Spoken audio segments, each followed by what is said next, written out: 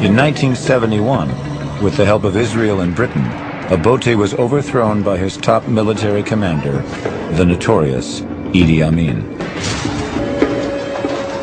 Amin was overthrown in 1979, but it was Milton Obote who returned to power in what Museveni called a rigged election.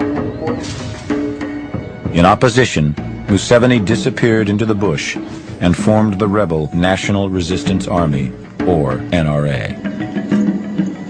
The National Resistance Movement is fighting for the aims of the whole country and not for aims of a section of the country. Secondly, the National Resistance Movement is a democratic movement. Museveni rebels took power in 1986. A few weeks ago, one of the main roads to Kampala was taken over by the National Resistance Army.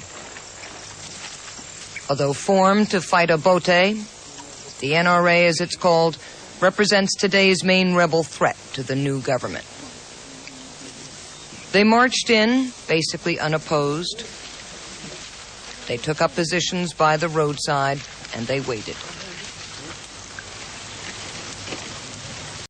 It took only a few hours, but the third largest city in Uganda had gone silent. The only people comfortable on the streets were the rebels, since the army had retreated. The few government troops that hadn't were now prisoners, awaiting their turn at terror.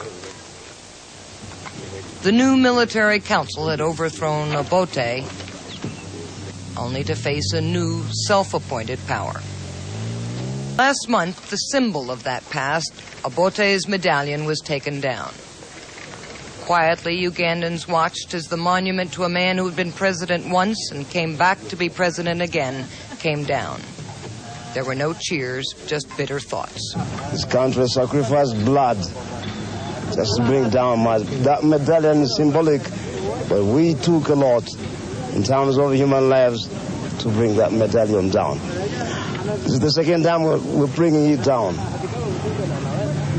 And we hope that from now on, we'll have a better Uganda.